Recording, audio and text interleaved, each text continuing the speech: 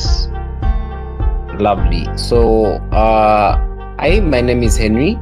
I'm going to be your chair for this round, and I'm going to be a co-chair. I kindly request that that you put your names in chat in order of speech, and you indicate the reply. I think that will be very important and will go a long way to ensure that I make sure that I don't make any mistakes with the ballot.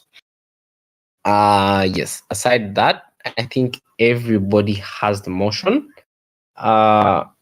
Since everybody has the motion, and since everybody has prepared, I am very sure that you guys will do this motion justice.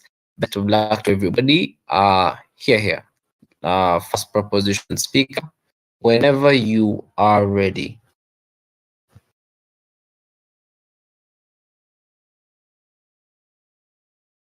Oh, one more thing. I highly encourage that you have external timers with you, but I think I'm going to do my best to time. I think I have an external timer with me too. But yeah, I also encourage that you time yourself, that in case I get a bit taken away. And I also try to put timestamps in the chat space. Best of luck to both teams. First prop here. Thank you. My speech will begin in 5, 4, 3, 2, 1. Today, I'm going to be talking about 3 main points. First, how performance-based pay motivates teachers to improve and invites competition. Second, how this benefits students academically. And third, my second speaker is going to continue the point of how it relieves tensions between teachers and employers and allows teachers to earn adequate pay. Before I begin with my arguments, I would like to frame a little bit and create a setup. Just to be clear, a teacher characterized as a bad teacher will not be paid any less than the regular and average teacher salary, but on the contrary, exceptional teachers will be paid more. And again, to be clear, a single student that refuses to work will not affect the teacher's salary to that point. In fact, it will just be based on overall student performance, and a few bad seeds won't ruin that. Performance-based pay is built off a simple premise, which is that good teachers should be financially rewarded for excellent teaching. And the idea is that teachers will be motivated to try harder, to perform better, and to produce better outcomes. I will now be beginning with my arguments. My first one being that it motivates teachers to improve and invites competition. While performance-based pay, it actually implies rewarding based on something other than credentials or years of experience, both of which are themselves poor indicators of the teacher's effectiveness overall, right? So it is actually fairer to reward teachers who perform well and better rather than paying all teachers equally. Performance-based pay motivates teachers, and it creates a clear connection between spending on schools and outcomes. Those receiving performance-based pay might be asked to do more than their normal duties and be motivated to become better teachers in order to receive that bonus. And teachers that are motivated by performance-based pay, they tend to engage more actively in professional development opportunities. They seek out training, workshops, and courses that provide the students with the tools and strategies to enhance their instructional methods and better support the students' learning, right? And when a teacher has performance-based pay, that teacher is going to suddenly want to focus on the students' focus on the students' academic achievements and want to help each student individually, and they're going to want to make sure that every student gets to participate in class. Now, before I move on to my second argument, we'll be taking any POIs if there are any. Yes, I would like you to clarify on the particular factors that affect how a particular student may perform in class. I'm so sorry, could you repeat that? The factors that affect how best a student performs in class, those factors, if you know any. The factors that best affect, well, yeah, I mean, it would be also environment, school environment, and as I said, teacher motivation, peer motivation. And of course, when a teacher is motivated, then all the students are going to be motivated. I'm going to touch up a bit on that later as well. But environment, whether it be physical environment or, the motivation of their peers, that's going to affect students' overall academic achievements. Yes. Now I'll be moving on to my second argument, which is that it benefits students academically. Well, when teachers receive performance-based pay, evidently that will greatly benefit the students, right? And that's going to manifest in 2 main ways, roughly, right? First, with better teachers and more motivated teachers, students are obviously going to be more likely to be motivated themselves. I mean, look, when you yourself, for example, you're in an environment full of motivated people, you yourself, you are definitely much more likely, right, to be motivated, and you're going to want to work and you're going to want to succeed.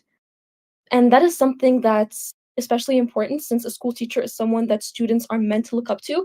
If a teacher is an exceptional teacher and they don't get rewarded for them being an exceptional teacher, that teacher is going to lose motivation. And if that student is surrounded by a teacher and by peers that are like less motivated, then that student is going to be consequently less motivated, right?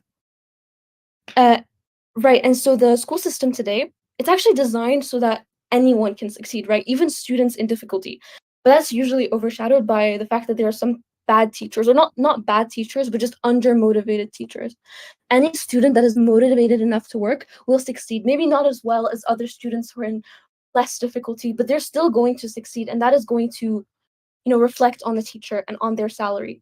Because in the end of the day, a good teacher makes good students, right? Second, students, they get better help and they get more hands-on lessons. Teachers in our world, they will be pressured to ensure that every single student in their classroom will receive adequate attention in understanding and excelling in the material that is taught. Every time a teacher is going to have a lesson planner that's going to want to prepare a lesson for the students, they're going to be thinking about every single little student individually. Every single little student is going to be able to benefit from that. And that can make such a big difference, because we all know that everyone is important in society, right? And each of these students is the future of our world. And here, a greater proportion of students will receive needed attention, right, in order to thrive academically. And students who have learning difficulties, or that have motivational issues, for example, or that have maybe a few, let's say, difficulties in understanding, they, for example, will be tended to rather than neglected, and they would have greater opportunities to foster academic success, because that is something that we see a lot in schools today, and that is a huge issue that needs to be addressed almost urgently, right? Because these students, they need help, they need extra help, and the only person that can give them that help is their teacher. It's their school teacher. And if that school teacher is busy, dwelling about the fact that they don't have a good salary because, despite all the efforts that they're giving, all of a sudden that teacher is not going to want to put effort into that anymore, right? That's going to not only negatively affect the students, but that can be avoided by the fact that can be avoided by putting these measures. So why is it that student motivation is so important? Because as I stated earlier, a student's motivation is the key factor to their success academically. If the student is motivated enough to work, that student is going to make it, right? That student is going to have good enough grades to be able to do whatever it is that he or she or they wants to do in the future, right? And when they're going to be able to succeed in their future, they're also going to be they're going to be contributing members in their society, and each and every student is very important to our future society, because they are the future of our nation and of every nation in the world and of the world in general. With that, I have never been prouder to propose. Thank you very much.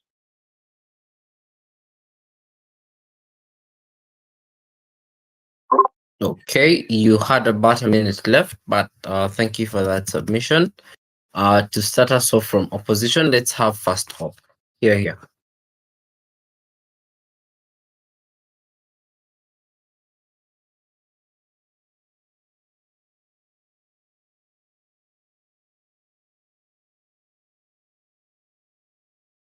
First opposition speaker.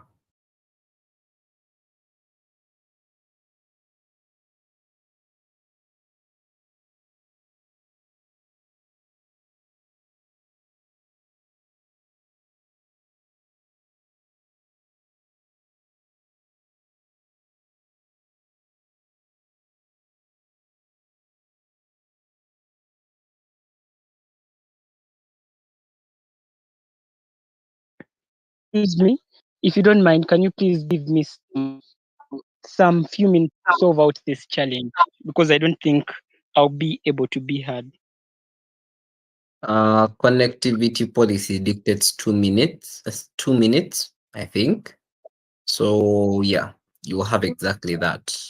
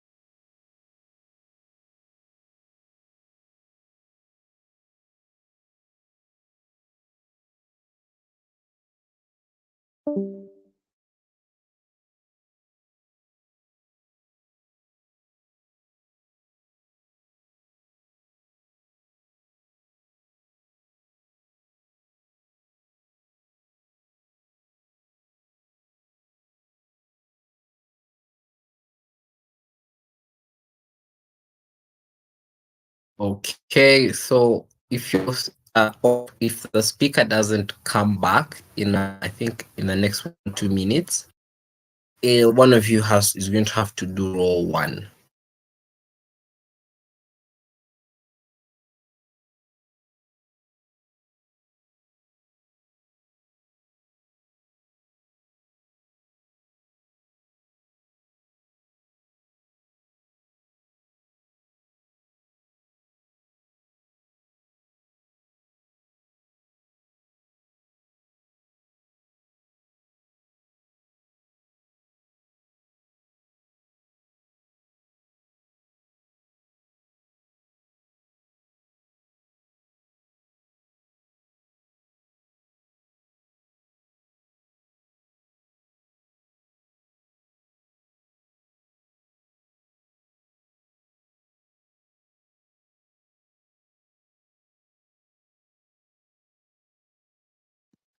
For the interest of time, Chair, allow me iron this particular speech. Okay, hopefully if he comes back in time, we might probably do the whip speech or another speech for that regard. But sure, proceed. Okay, a little bit of just confirmation on the time. Is it 8 or 7 minutes? It's 8 minutes, please. Okay. I prefer my POIs open. You unmute, but I'm going to stop around my 5th minute and ask for any POIs. So you write them down and wait for me. Okay. With that, let me set my timer and I'll begin in 3, 2, 1.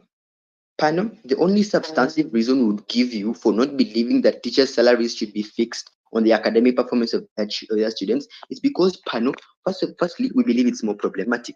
Why? Because there is no particular guarantee that a teacher's efforts, a teacher's motivation would probably make the students perform any better or any worse, regardless of how much it happens.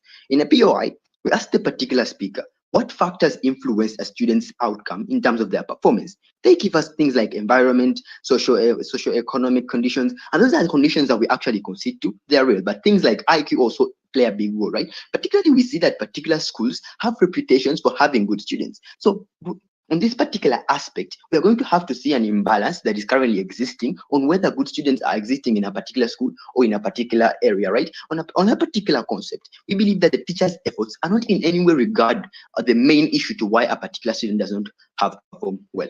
The main reason to why they're doing this is because when the teacher is motivated, it's going to probably motivate the student, and then this particularly is going to be the main reason for why they're successful. But Pano understand that if at all we are able to present to you a way to motivate the students, the teachers themselves, to actually work harder without actually making their salaries based on students' performance, then this is going to be something that is actually going to win us this debate, because their main emphasis is on motivating the performance of the teachers. They talk about competition. I'm going to show you why the kind of competition that's arising from this kind of world is probably problematic. And they tell us that these particular teachers are going to focus on the students that are out, on every particular student to get the good outcomes. I'm also going to show you how this is particularly not true.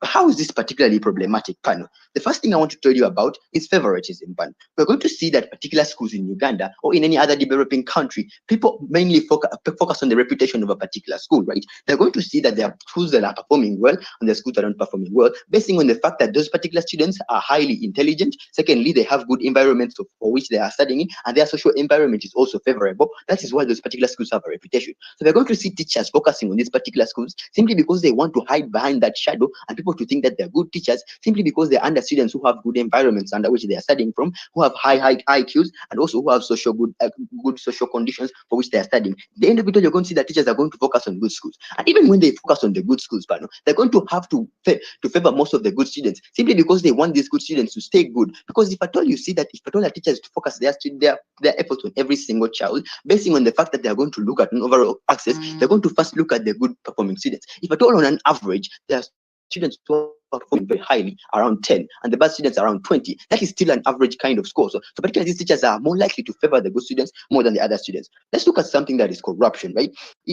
Who determines the performance of these particular students in the first place? It is the teachers themselves when they set tests, right? This is probably going to force these particular teachers to bring about these particulars because they don't give us a mechanism on how they are going to actually be determining the academic performance of these particular students. So we are going to controversially think that it's going to be as it's currently existing because the performance of a particular school or a student is based on the test that they give them after the end of the year or the mid of the term, right? So particularly the teachers might set these particular tests to be very, very simple over the risking other fundamental principles that they're supposed to be teaching the schools just because they want to favor the side that is actually going to be winning this particular resolution. Why? Because you're going to see that these particular students are going to end up doing the easy tests and then the teachers are going to get the salaries simply because they want the students to be performing in a very good way, right? This is in the end of it all going to be sacrificing important aspects of education, which is going to bring about a generation that is going to have poorly educated people. Right. Let's talk about the things like collaboration and how they bring it and competition, right? So on and so forth. This particular competition is going to be unsustainable. Why? Because teachers are going to end up refusing to share the aspects and good teaching conditions that they're actually giving around their people, right? Because it's going to reduce the collaboration among the teachers, because the teacher is going to say that I want my students to be the best in performing in this particular school. Hence, I am going to not share any of my teaching skills to any other teacher so that they can give me the highest salary of amongst my teachers, right? This in the end of it all, the competition that is going to arise is going to be competition is unfavorable.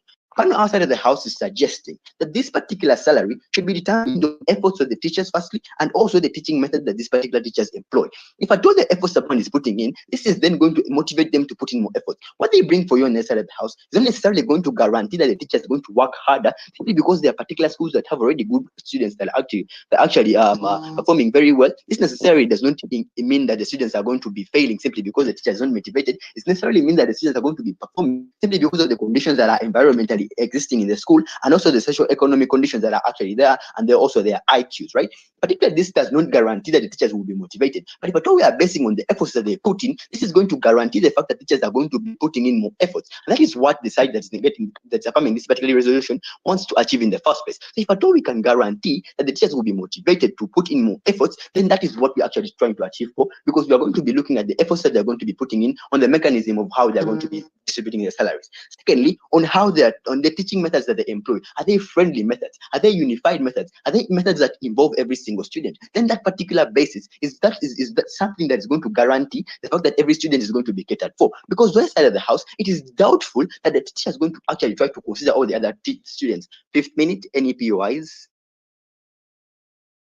Going once, going twice, going twice. Panel, the teaching methods. This is something that will be able to guarantee what the side that is affirming this particular debate wants to achieve. This whole debate has been around the metrics of how motivated the teacher is going to be and how much is going to be involving all the other students, right? Particularly, this is fundamentally what we are also trying to achieve on our side of the house, but we show you that there's a guarantee, because if at all we are basing on the efforts, that means every particular teacher, there is no way they are going to run away from putting in enough efforts and hiding behind the environmental factors that are actually leading to the success of the particular students. In the end of it all, regardless of the fact that the side is affirming this particular resolution presents to you a metrics of where the students are going to be motivated, there is no guarantee to that particular metrics. And secondly, we're talking about the teaching methods, whereby it is more involving. Is this teacher particularly involving all the students? Is this teacher particularly friendly with those students? Is he actually caring for every single student, not only caring for the students who are perfect? Because on an average, if at all we are going to base on the wide range average and basing the salaries of these particular teachers on the whole class performance, this necessarily means that if at all there are 10 good students and there are 20 bad students, the average will still be necessarily a high pay. So that particular principle doesn't guarantee that this teacher will focus on the poorly performing students, because it necessarily means that if at all he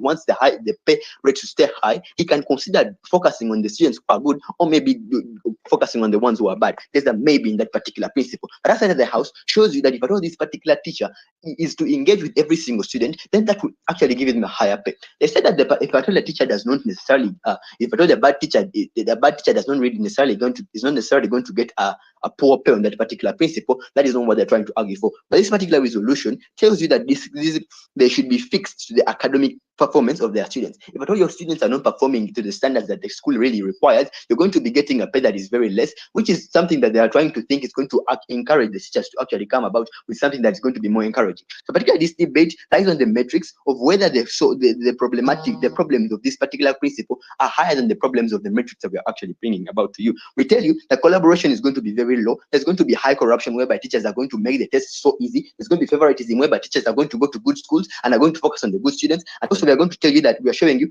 these particular principles and factors to why students perform good in class are not necessarily about the motivation that the teacher puts in or gives the student. It's more than that. It's way beyond that. So that doesn't guarantee the fact that the students will actually do something or actually get better grades simply because the teacher is motivated. I rest my case.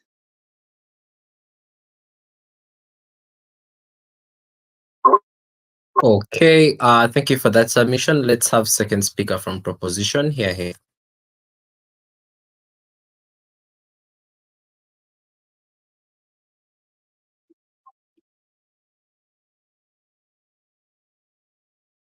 Hi, can I just confirm that I'm audible? Yes, you are. Okay, thank you. I will be starting my speech in 3, 2. Oh, also I'll turn my POI verbally, so just unmute if you have one. Okay. I'll be starting my speech in 3, 2, 1. I'll be dealing with roughly 2 things in my speech today. Firstly, on our third argument, and finally on rebuttals and issues of contention.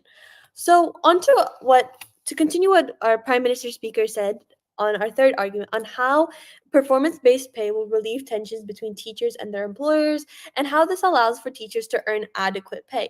For many years, panel, and historically, it's known in our society today that teachers have been going on strike and teachers have been complaining about their standards of welfare and about how these society do not give adequate compensation to teachers, as the effort they put into as educators is not proportional to the pay that they receive.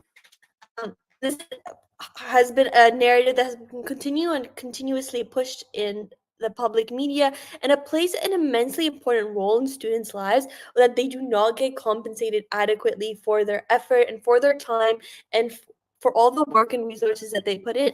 Though this is true that some teachers, like side opposition said, do not put in the effort and how the motivation is not proportional to the students' performance to be active in their students' lives, and quite frankly that they don't care for their students' education. But by giving the monetary incentive of these higher wages to these teachers who deserve it, this relieves the growing tensions between the teachers and their employers who provide the compensation, as it leaves this teacher's salary in their own hands.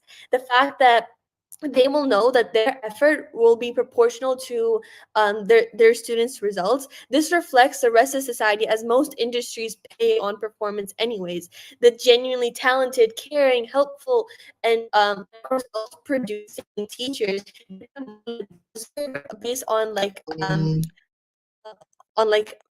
their own merits, and how this will relieve tensions, ending teacher strikes and all this public dissent concerning teachers' salaries. Secondly, I'll go on to oh yes. Because of the basis to which they are rioting being the efforts they put in, don't you think that the basis on which we're supposed to determine their salaries should be their efforts, on their students' performance, because that's what's making them riot?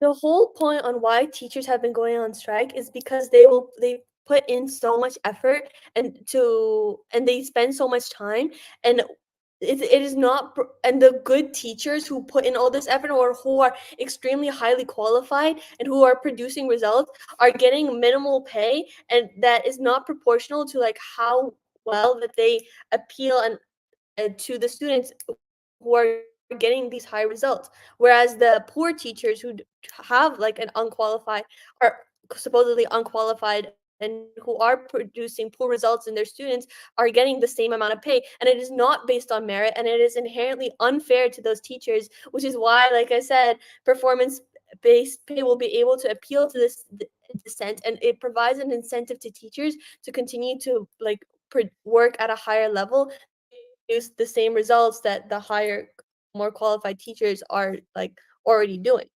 On rebuttals, um, opposition said that there's no guarantee that teachers' motivation is directly proportional to influencing student performance, and how high performing students might only exist because of a good school. Well, panel, I'd like to ask you, what is deemed as a good school or a high performing school? It is a school where there are these highly qualified teachers who are receiving these really high salaries because of the quality of teaching that they provide to their students. These good schools, as side opposition brought up, offer exceptional teachers, and they offer an exceptional education, which results in the fact that their students perform so highly. And so the relationship between these good students and the good schools actually makes sense, and they try and twist it for you and make it seem like a logical fallacy on what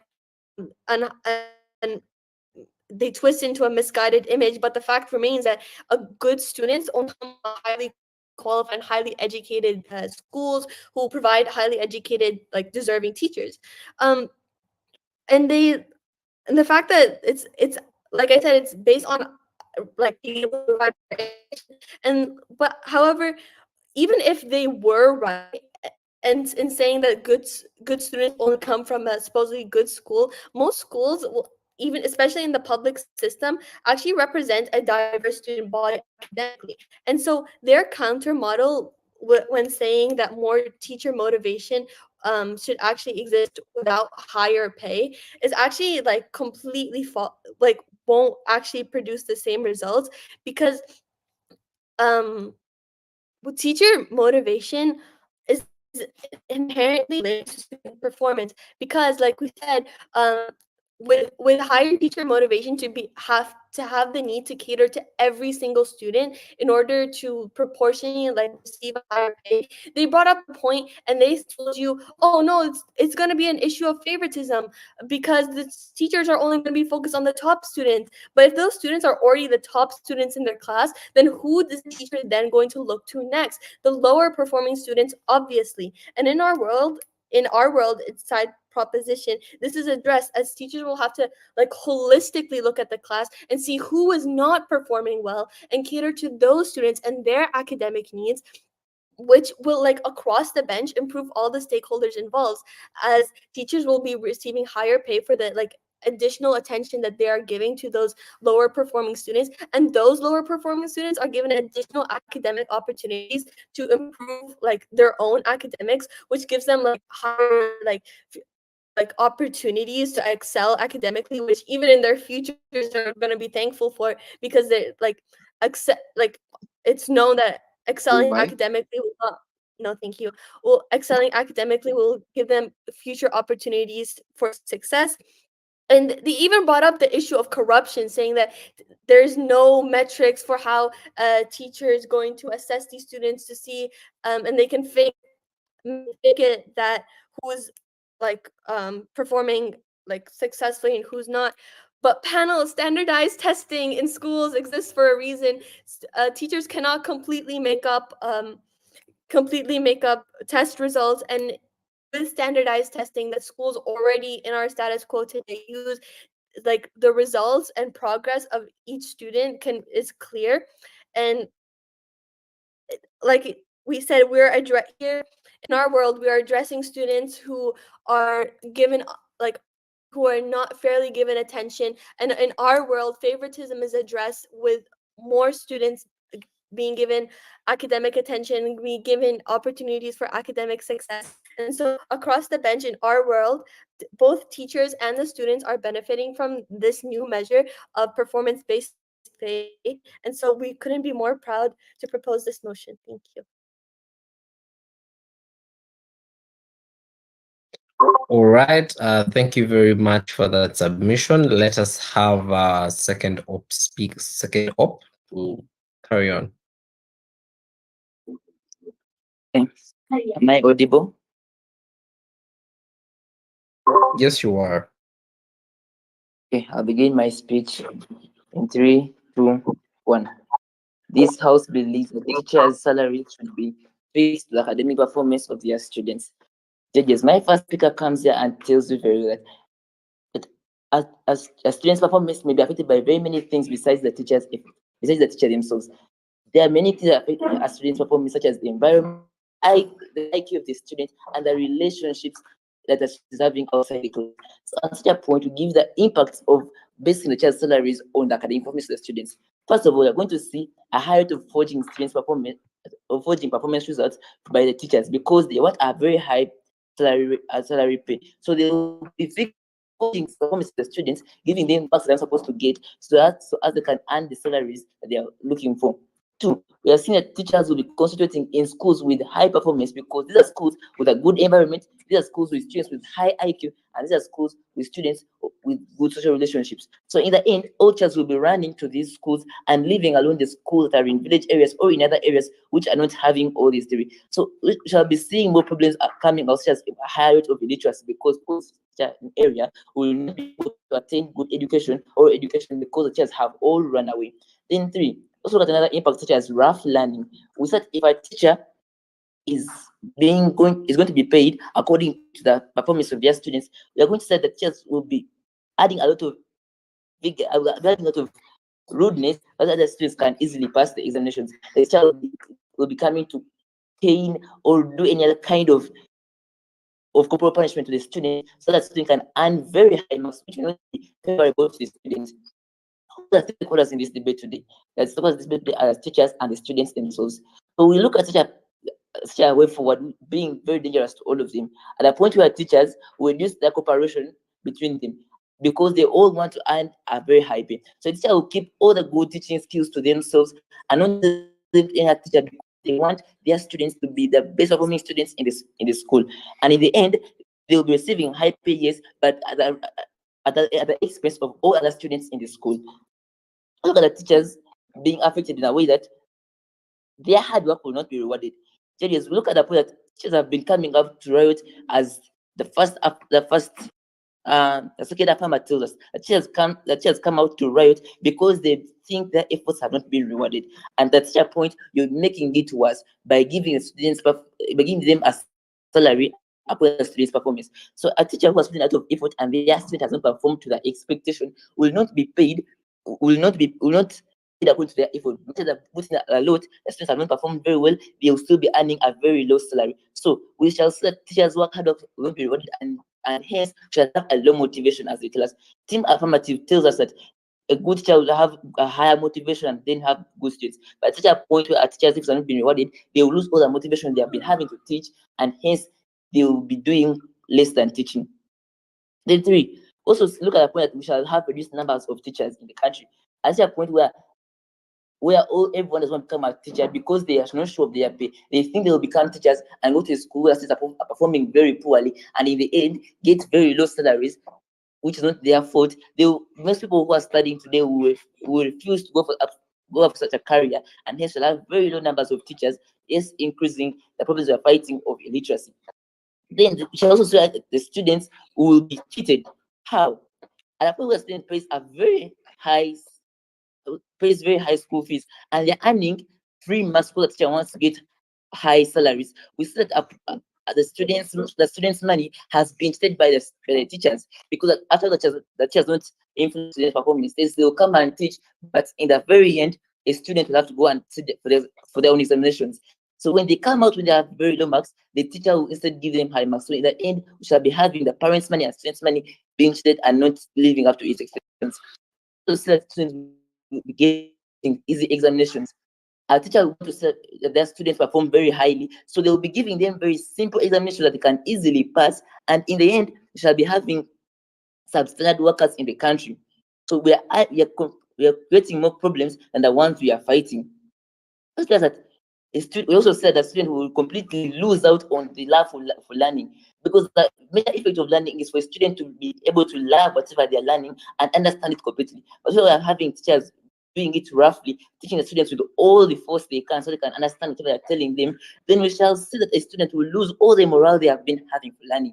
Even the little things they have been understanding will stop to enter their heads because they feel like they're being forced to do something they're not ready to do, or that being forced to do something, they would have done it a better way, but have been forced to do it in a more harsh way. So we give alternatives as team negative. We are saying instead of paying teachers according to the students' performance, we should instead consider very many other factors, such as the effort the teacher puts in. We look at a teacher who will do more effort, who will put in more effort, a teacher who will come for extra lessons, a teacher who will give the children extra work so that they can pass examinations highly.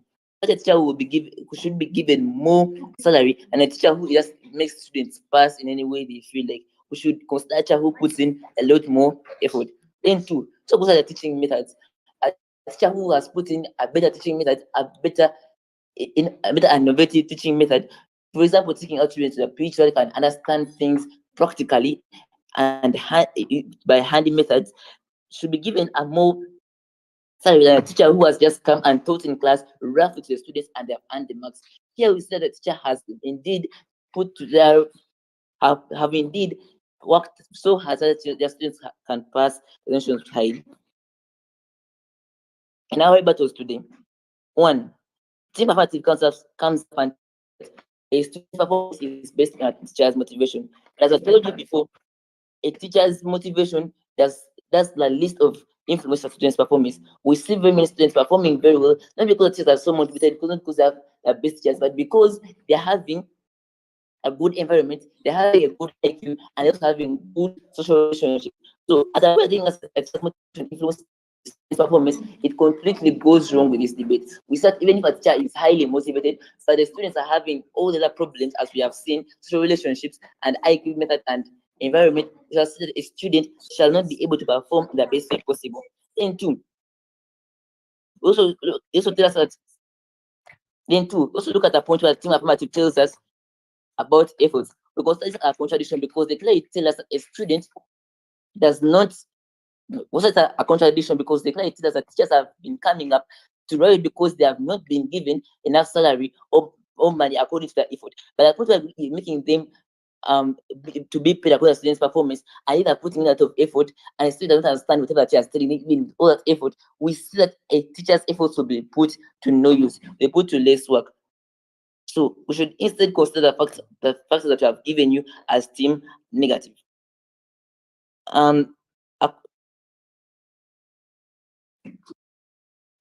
Also look at a point where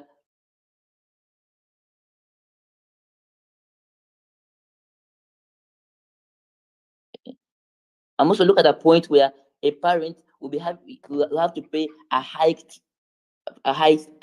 parent will have to pay high school fees. Why would they have to pay high school fees? Because the teachers are putting in a lot of rough learning and they're doing a lot of stuff that the children can pass. They are forging marks and they are going to schools that are having a high cost, that are having good performances. We shall see that in the end, the parent will have to pay high school fees. How does this happen? With all that happening, forging of performance results and rough learning and going to good schools, we shall set students in these schools to perform instead even more better and better and better. So that means that the teachers' salaries will have to be increased. Time. Pardon? Time's up. I rest my case. Okay, thank you very much for that submission. Let us have third op. Sorry. Wait, yeah. Third prop. Sorry. Slip of that tongue. Can you hear me? Oh, yes, I can hear you. I'll start in 3, 2, 1. So my main point for the moment right now is that I feel like that should have been brought up before, is that teachers have been very angry in recent years. They have been very outraged and going on strike and complaining because of their lower pay, and they have the right to do that. Their pay right now is very unfair. The fact of the matter is that teachers play an immensely important role in students' lives, but they don't get compensated adequately at all. Though it is that a lot of teachers, they don't really put much effort into their into teaching their students. They might be boring. They don't really care for their students' growth. They only are there for the paycheck. But a lot of teachers do want to be active in their students' lives, and they do put in as much effort as they can. And the fact that these people are paid the same low wages is completely unfair. And by giving higher wages to teachers who deserve it, it relieves growing tensions between teachers and their employers and strikes, as it leaves the teachers' salaries in their own hands. This like reflects the rest of societies, as a lot of other industries pay on performance, and the genuinely talented and caring, helpful teachers can get the money they deserve. This will end many strikes, it'll end many outrageous strikes that very much put a damper on students' learning, especially in places like America where teachers are barely paid. It ends these strikes and this outrage, which would improve students' learning. Yeah, right. Another thing I'd like to address is that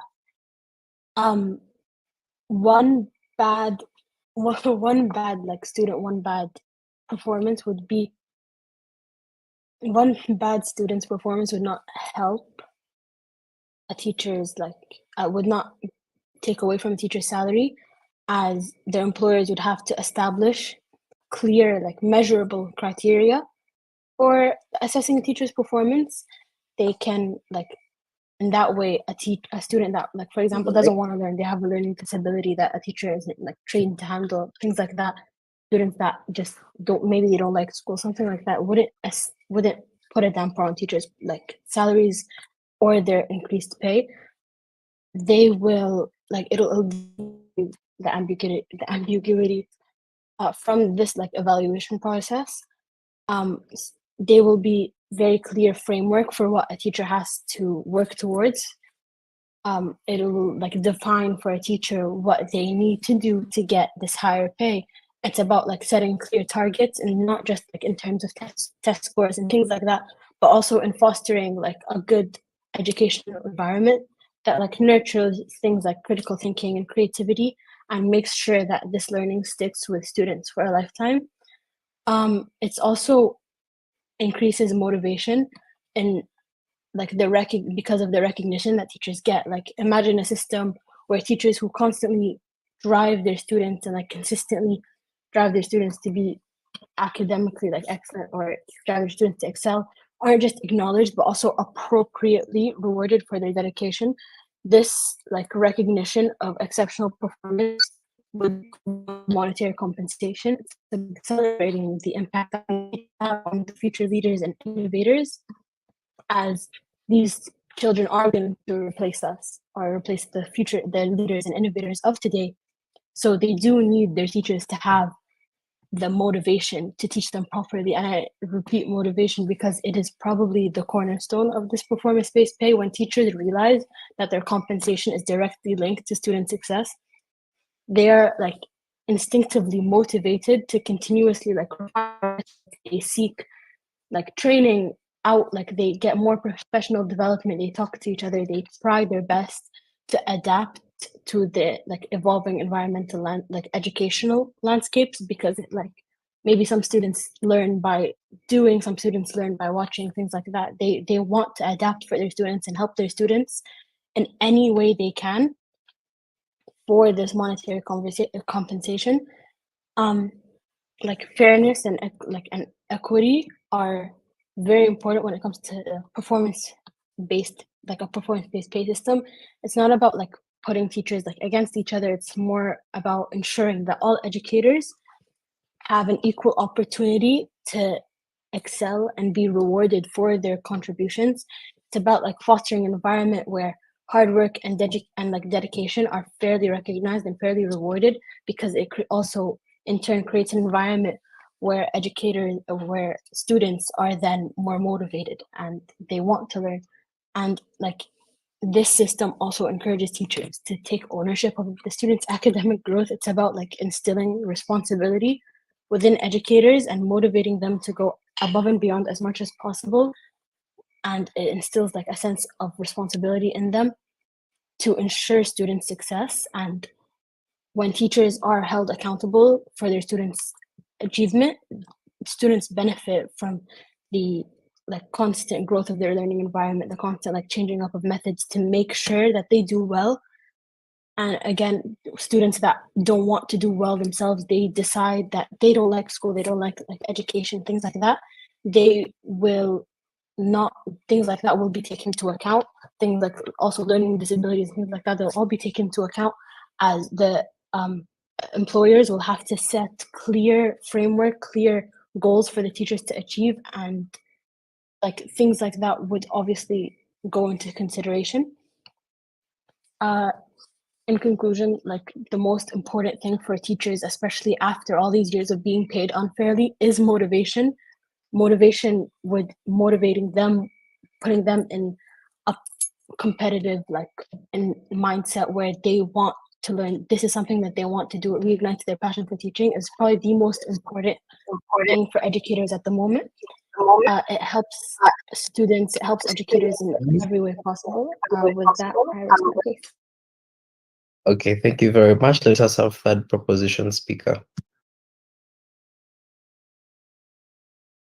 That opposition, right? Okay. So do you hear me, Mr. Chewalianga? Am I audible? Oh, yeah. Yes, I hear you. Okay. That's fantastic. I'll begin my speech as I set my timer in 3. Oh, sorry, POI is in the 5th minute. I'll stop and ask. So you write them down and prepare. I'll give you time to ask as many as you want. So 3, 2, 1. Panel, substantively, the main points of clash of this particular round are teachers' efforts and motivations, students' performance, favoritism, corruption, but the main point of clash, I'll come to them at the latter stage, right? Let me first talk about 2 things, like the contradictions they make in this particular round. They talk about the fact that there are strikes and riots because teachers are not, their efforts are not being recognized. But panel, their efforts are not the students' performance. Their efforts are the efforts they put in. So if at all they want their efforts to be recognized, we should then just do exactly that, not just turn around the corner and look at their efforts. But Pano, this particular debate rotated around the fact that side proposition had to give us the guarantee that if at all a teacher is good and motivated, the student is obviously going to be good. They don't tell us, they consider the fact that this particular student's performance is affected by other things like environmental factors, social factors, and their IQ, but they don't really talk about these particular factors and how they are engaging in this particular resolution. They talk about the fact that one bad student cannot affect the teacher's salary or the average score of it all. But this is the same point that we're talking about. This is a contradiction because it literally shows that the teacher is not going to basically focus on the few students who are actually performing poorly. He's going to focus on the good students who are performing very well to maintain that good performance so that the scores do not go down. As long as this particular teacher has an average, why should they trouble themselves with actually making bad students improve simply because he needs a higher pay, right? Simply because if the moment he gets an average that is good, basing on the fact that good students are very many, and he's going to focus on those students to make sure they don't decline, right? And that particular point of it shows you that the teachers are not going to actually give attention to the students. Let me talk about teachers' efforts and the particular point. Oh no, let me first go at equal opportunities given to teachers, right? Let me talk about the dirtiest suburb in USA, Mississippi. Now look at a school in Mississippi with the poor environment and social conditions that are currently existing. Like the example they gave us is USA and how their teaching conditions are so on and so forth, right? Particularly, let me use it as an example as well, right? The poor conditions and the social economic conditions are not good. The students who go to that particular school just don't have a choice simply because that's the school they are actually going to. We even see that public schools are very low, few in this particular society, simply because the environment is not so conducive, the social relationships are not so good. In the end of it all, you see that students that exist in those particular schools are students with bad IQ, right? Now, if a teacher goes to that particular school and they cannot fix the environmental factor in that particular area, they cannot fix the socio-economic improvements, how are we going to actually give them equal opportunities to earn a good salary if at all there's no way they can guarantee that the students are going to perform well? But if at all this particular teacher goes to that school with the bad with the bad environment and the poor socio-economics, they are going to end up putting in a lot of efforts. And when they put in a lot of efforts, they're still going to be paid the same money as a teacher in California is being paid, because they're putting in the same efforts as that particular teacher, regardless of how they are performing. Something that's going to end up reducing the pressure and the tension between the teachers and the administration. This is because the teachers are going to end up being expected to do less because they know that it's not their fault, and it's going to end up giving them a bigger incentive to do more, to actually put in more effort simply because you're paying them based on those particular grounds. Let's look at the teachers' efforts in that particular process, right? The performance of your students does not necessarily guarantee that the particular teacher is the one who's behind that particular performance. Tell them that in some schools, the reason to why a good school is called a good school is because it has good environment. The environment is so conducive for these particular students to go on. The social relationships in that particular schools are so good, and so on, so forth. So particularly students who perform very well in a lower stage, they are taken to that school simply because it has a good reputation. And at the end of it all, you see that the teachers who are there are of a minor contribution to the school's performance. And that particular point of view, it shows you that the teachers' efforts are not really going to be incentivized. They're just going to be incentivized to go to schools that have good reputations and try to put their hiding ghosts behind that particular point. But if at all we are to focus on paying them based on their efforts, we're going to achieve what their farmers are trying to achieve even more without even the problems they're actually bringing about. Because if at all we see that the teachers putting in a lot of efforts, regardless of the fact that the students are failing, but we are sure they are putting in a lot of efforts and they're using good teaching methods that are evolving everyone, methods that are focusing on everyone, they are going for extra lessons. This particularly shows you that the teacher will be paid highly, regardless of the fact that people don't actually pay attention to this particular thing. When you go to villages, people don't really care about education. They just go to schools simply because the government is forcing them. In countries like United States of America, it's a mandate for a student to go to school. Some students don't even care about going to school, regardless of how motivated the teacher is. The student is not going to be guaranteed to perform well. But if I don't see that the teacher is performing well, regardless of the student's perspective of performing well, then we're going to see that the teacher is going to be paid that and given more opportunities. And at the end of it, the teacher is going to put in more effort simply because you're paying them based on their efforts. Then let's talk about the students' performance. But they consider the fact that these particular factors are the things that are most effective and are mostly affecting the reasons to why students don't perform very well. Things like the environment and social conditions and their IQ. They were supposed to come and show us how the teacher's motivation is going to overlook all these particular factors. But that is something they don't actually talk about, and they ignore it throughout their whole speeches, right? So particularly we show you a panel. The teachers, when you're to base the teacher's salary on their payment, we're going to overlook things like the environment factors and the socio-economic conditions and the IQ. Because when there are good social conditions and good environmental conditions, even if the teacher puts in very little efforts, the students will still perform and the teacher will be given a very high pay for nothing. But if there are bad environmental conditions and poor socio-economics, poor social relationships, and students who have poor IQ in that particular school base, you're going to see the teacher is going to put a lot of efforts, but they're still not going to be paid the money that they deserve. From that particular point of view, the equal opportunity don't exist. Teachers don't exist. Fifth minute, any POI.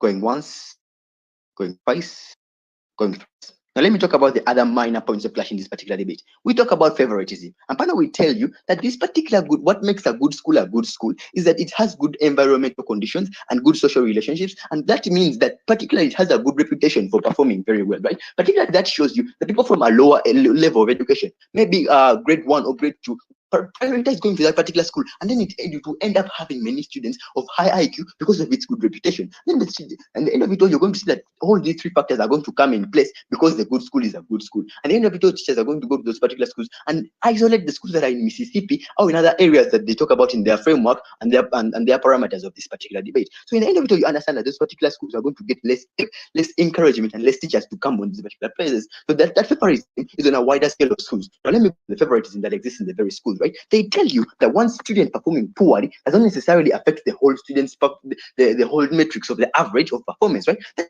particularly shows you that the teacher will not focus on that bad student. He will focus on the good students and maintaining the fact that they are going to be high enough simply because he only wants the average. Instead of wasting his time on the bad students who are not going to actually develop because of the poor environment that they have, the bad social relationship they have, and also the poor IQ they have, he's focused on the people who have good environmental conditions, good social relationships, and high IQs who have a guarantee of staying on the top and giving him a good average. From that particular point of view, he's not ready to risk those good students going down when he's good focusing on the bad students. That will actually show you that favoritism is more on their side than what they actually try to argue. Let's talk about corruption. They talk about the fact that there's standard testing, but who puts this standardized testing?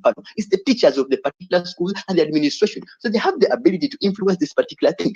And we told you understand that if at all they are to influence this particular thing, they can set the tests to be at an easier rate so that these particular students can pass it highly so they can get paid higher, right? But the head of department of a biology sector in a particular school is the one who sets the biology test for that particular grade. So in that particular point of view, understand that the standardized testing can be influenced and it can be changed. It is not in any way in any favorable of another particular body that is existing. Oh. So that particular point of view, understand that the standardized testing cannot exist. We win favoritism, we win corruption, we win the control over the outcomes of the students. Collaboration does not exist. Equal opportunities, teaching efforts, and student performance are all things that are existing on our side of the house. Thank you. I rest my case.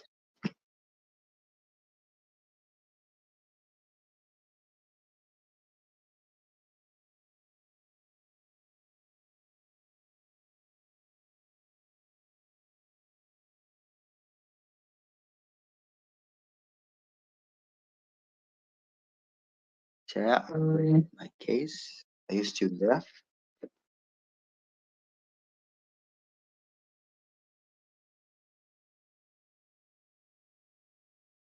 Oh yeah, so sorry. My network had gotten a bit of a muffled, but yeah, I was able to listen to everything. Thank you very much, speaker, for that submission.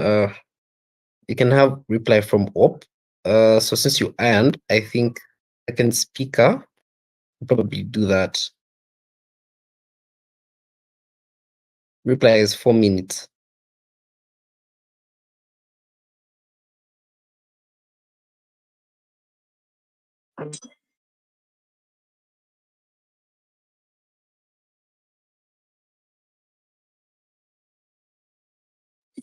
Okay. Um, am I being heard? Oh, yes, you are. Okay. I begin my reply speech at 3. 1, 2, 3. So judges, basically here I'm going to show you why we win this debate and why team affirmative loses on this debate. First of all, we'll show you. Pardon? You are audible. Continue. Yeah. First of all, we show you how unrealistic their way forward is. Their way forward comes about with very many disadvantages that cannot be fought in their end. And such as illiteracy, such as teachers graduating better performing schools, such as teachers performing on us, giving students that they cannot control. Yet in our forward, all this can be fought. It can be fought. We also win this debate because we give a more realistic way forward that will indeed equalize the teachers' pay. We tell you that a teacher will be paid according to the efforts they have put in and according to the teaching method they have used. This is a better and a more realistic way forward that should indeed influence the teachers' pay other than basing it on the academic performance of their students. And in 3, also show that it should also show you larger problems brought about by their way forward that no, sorry.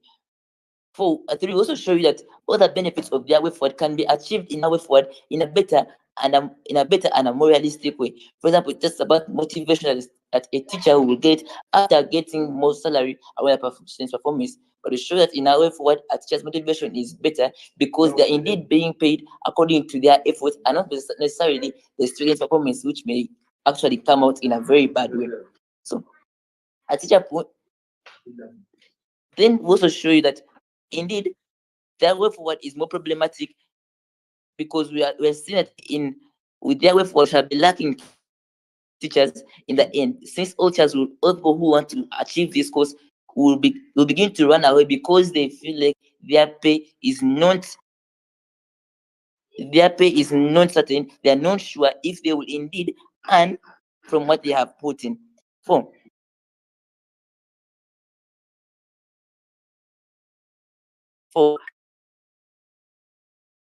And 4 also show that there were I think I raised my case. Okay, thank you, speaker, for that. Let us have a farmer reply speech here.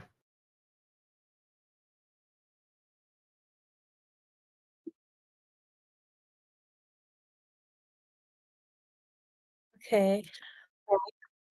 I'll begin my speech in 3, 2, 1. Panel, it is clear that proposition takes the win today for quite a few reasons. Firstly, we told you how performance-based pay. Oh, sorry, I thought I disconnected. We told you how performance-based pay benefits our stakeholders across the bench. We told you how it motivates teachers to improve, inviting competition, and how this benefits students academically, both for those who are higher performing and to those who are lower performing. And we told you how it relieves tensions between teachers and employers and allows teachers to earn adequate pay. And then side opposition came up here and brought up their exaggerated cases of favoritism and corruption and their issues on equity. They told you about how performance-based pay will allow teachers to continue to favor students who are higher performing. But we told you how this is a logical fallacy because in our status quo today, teachers are already favoring their students, for a higher salary, they will clearly not continue to favor those students, as they will have the inherent need to focus on the lower performing, to raise their standards academically in order to receive this higher incentive that we're putting over their heads in the first place. It is logically doesn't work to even to base it as an argument. And then they brought up their issue on corruption, and then the third speaker told us, whoa, where's the standardized testing, and how corruption is rampant amongst even the administration of a school, and they're gonna completely fake the results and make their tests so easy that every single student is going to pass with a high grade. But panel, we told you how that's he took us out of context, and that's not how standardized testing actually works, and there are metrics for accountability that go into that. And then they bring up the issue of equity and how these other factors, and side opposition told you that we're stuck stressing on these other factors, and how a side proposition completely neglected these other factors. They bring up the in schools environment, socioeconomic statuses, and relationships. But we told you that these are factors that in a student's life and in a school's life we cannot change. Side opposition brought up the socioeconomic status in Mississippi. These are statuses that students, teachers, governments alike, employers cannot change, which is therefore why side proposition is proposing to instead focus on changing the teacher's situation and the quality of teaching. Since if we cannot change all these factors such as the environment, socioeconomic, and relationship, if those cannot change, then what can change and what can improve is worth improving through this model that we're proposing of performance-based pay. They said how the environment and how the environment is good, and how when you have a good reputation to the school, that is actually what's leading to these higher performances. But to say that teachers are a minor contribution to student success is majorly ignorant, and their entire arguments lie on these hugely majorly ignorant and assumptions that they make in order to support their complete exaggerations, which is when we continue to tell you how performance-based pay allows for an inclusive environment for teachers, and for students, as across the bench students will as the whole demographic be able to improve academically, and how this also benefits teachers as it is a merit-based compensation. And so more qualified teachers and more sorry not more more results producing teachers will be able to get higher compensation, which is why, since we provide more benefits across the benches, which is why we take the win today.